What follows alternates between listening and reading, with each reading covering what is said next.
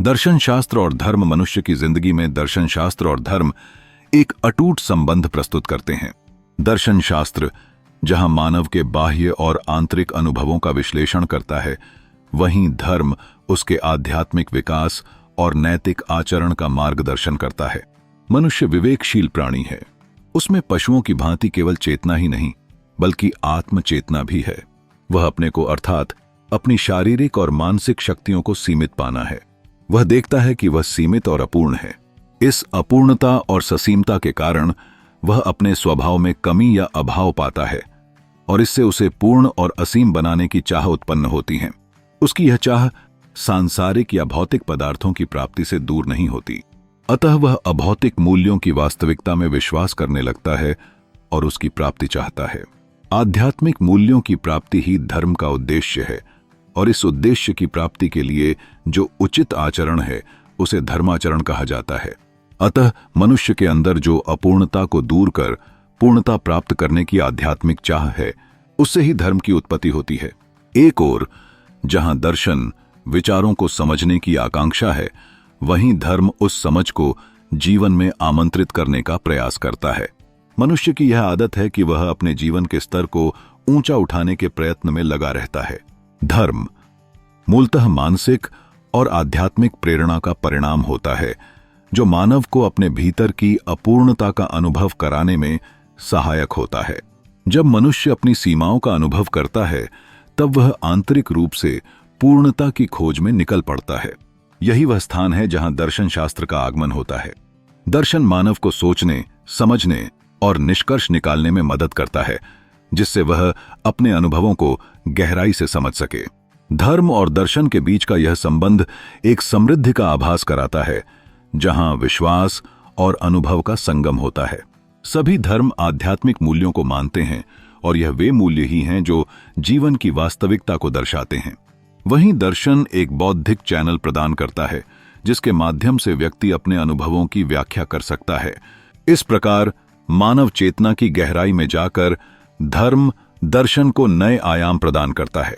हालांकि धर्म का उद्देश्य आध्यात्मिक मूल्यों की सच्चाइयों को पहचानना है, दर्शन का उद्देश्य संपूर्ण पदार्थ और ज्ञान की व्याख्या करना है।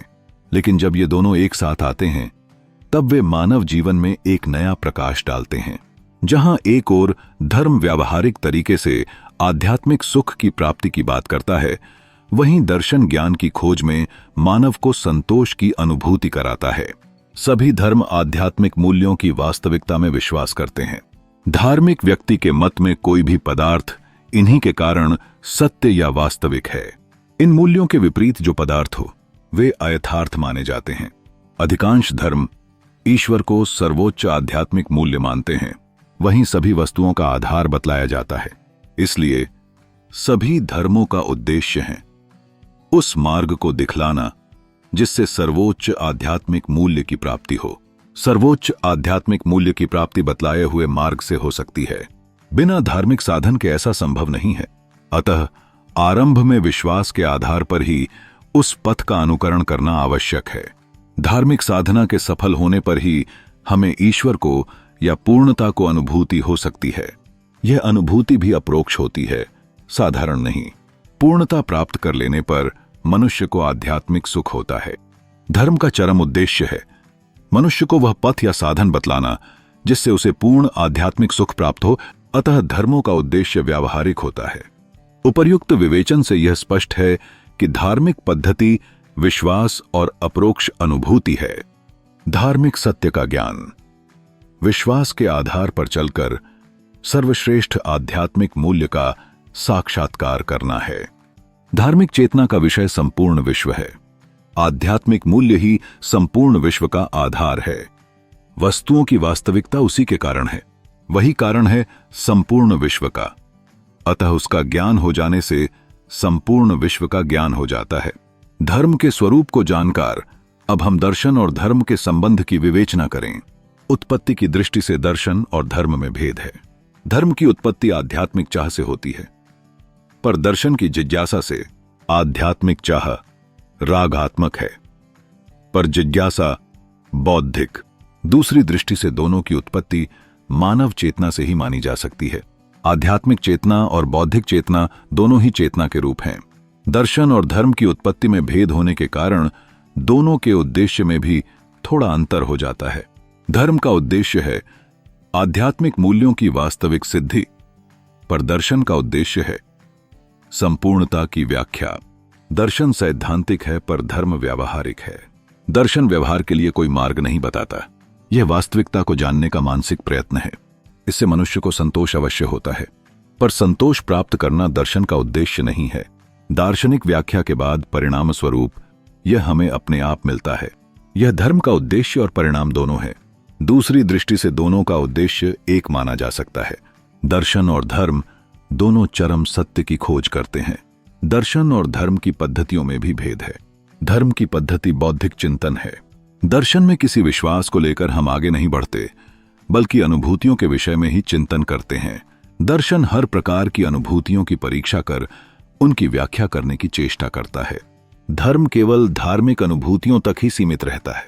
धार्मिक अनुभूति की परीक्षा करना तथा व्याख्या करना दर्शन के क्षेत्र में आ जाता है। अतः दर्शन धर्म से अधिक व्यापक है। वास्तव में अपरोक्ष अनुभूति, विश्वास और बौद्धिक चिंतन में कोई सीधा विरोध नहीं है।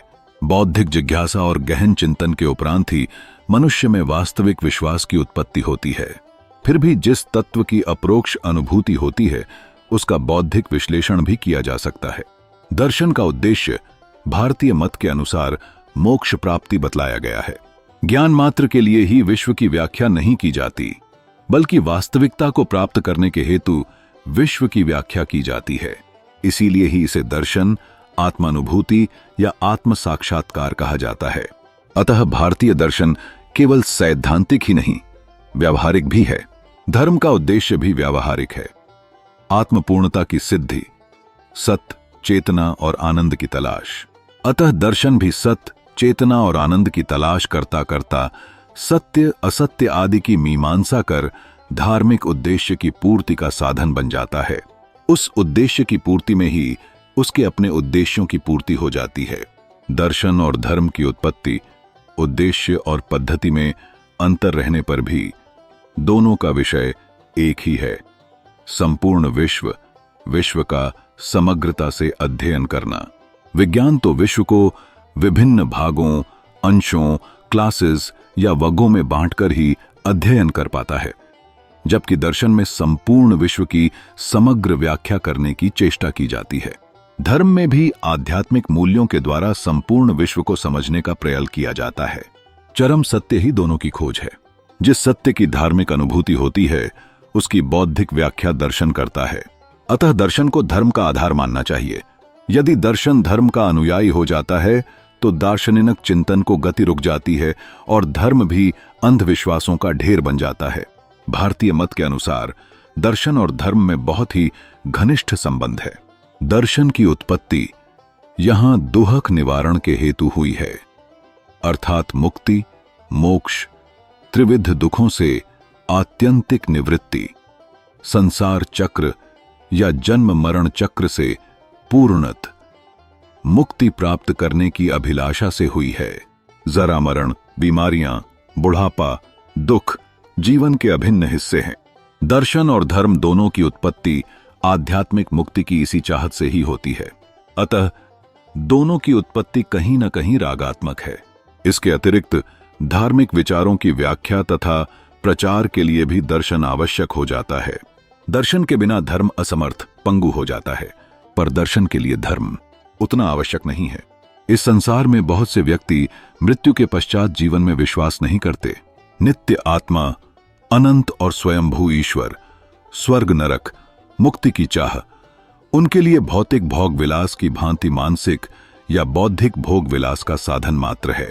लेकिन संसार में ऐसे लोगों की संख्या कम है जिन्हें नास्तिक अथवा काफिर कहा जाता है। अधिकांश नास्तिक किसी भी देवी देवता, परालौकिक शक्ति, धर्म और आत्मा को नहीं मानते। इसलिए Albert Einstein, Bernard Russell, E V Ramasamy Periyar, Satyendra Nath Bose, Meghnad Saha, Bhagat Singh जैसे कई विज्ञानवादी एवं प्रतिभाशाली लोग नास्तिक हैं। बौद्ध धर्म को विज्ञानवादी धर्म मानते हैं, जो अनीश्वरवादी धर्म माना जाता है। चीन देश की आबादी में के% से भी अधिक लोग बौद्ध धर्म के अनुयायी है। इसलिए दुनिया के सबसे अधिक नास्तिक लोग चीन में ही है। यद्यपि कई लोग धर्म से जुड़े हुए भी हो सकते हैं, यद्यपि बहुत से व्यक्तियों के लिए धार्मिक आचरण के द्वारा भी सत्य का दर्शन संभव है। केवल बौद्धिक चिंतन से वास्तविकता की सिद्धि संभव नहीं। उसके लिए अनवरत साधना की आवश्यकता होती है, जो धर्म ही बतलाते हैं। ऐसे लोगों के लिए धर्म और दर्शन एक दूसरे के पूरक हैं। यह आत्मिक अनुभव और बौद्धिक चिंतन का संगम है। जब व्यक्ति अपने अनुभवों को मानसिक रूप से विश्लेषित करता है, तभी उसे सच्चे विश्वास की अनुभूति होती है। दर्शन में एक नई दृष्टि प्रदान की जाती है, जो हमारे आस्था के स्रोतों को मजबूत करती है। धर्म केवल विश्वास का विषय नहीं, बल्कि इसे समझने और आत्मसात करने का माध्यम भी माना जाता है। दर्शन और धर्म की उत्पत्ति का आधार भले ही भिन्न हो, परंतु उद्देश्य समान है: संपूर्ण विश्व की गहरी समझ की खोज। दर्शन में ज्ञान का विवेचन किया जाता है, जबकि धर्म में आध्यात्मिक मूल्यों के माध्यम से इस दुनिया की आत्मा को समझने का प्रयास किया जाता है। यहीं से चरम सत्य की खोज दोनों में एक समान होती है। धार्मिक अनुभूति का जो रस होता है, उसका तात्विक विवेचन करना दर्शन का कार्य है। भारतीय दार्शनिक परिप्रेक्ष्य में दर्शन की भूमिका मुक्ति की प्राप्ति के लिए रही है। यह ज्ञान की केवल दार्शनिक चर्चा नहीं, बल्कि जीवन की वास्तविकता को समझने का प्रयास भी है। ज्ञान की प्राप्ति का मार्ग संज्ञानात्मक और व्यावहारिक दोनों प्रक्रियाओं का समामेलन है। धर्म का उद्देश्य भी इसी प्रकार व्यावहारिकता से जुड़ा हुआ है, क्योंकि यह जीवन में पूर्णता की खोज करता है। इसीलिए दर्शन हमेशा धार्मिक प्रवृत्तियों की व्याख्या करता है। दर्शन की आवश्यकता धर्म की पुष्टि करने के लिए होती है। बिना दार्शनिक समझ के धार्मिक आस्थाएं केवल अंधविश्वास में परिवर्तित हो जाती हैं। वहीं धर्म के बिना दर्शन भी निरर्थक है। वास्तविकता और सत्य की गहराइयों में जाकर समझ पाना तभी संभव होता है जब व्यक्ति धार्मिक आचरण का पालन करता है। यह सतत साधना ही है जो दर्शन के साथ जुड़ी होती है। अतः दर्शन और धर्म पारस्परिक रूप से सहायक हैं। दर्शन हमें विचार की गहराइयों तक ले जाता है, जबकि धर्म हमें आत्मिक सिद्धियों की ओर अग्रसर करता है। दोनों एक दूसरे के पूरक हैं और यही उनका गहन संबंध है। व्यक्ति की यात्रा, जीवन के अनुभव और अंततः सच्चाई की खोज में दर्शन और धर्म का यह संगम आवश्यक है।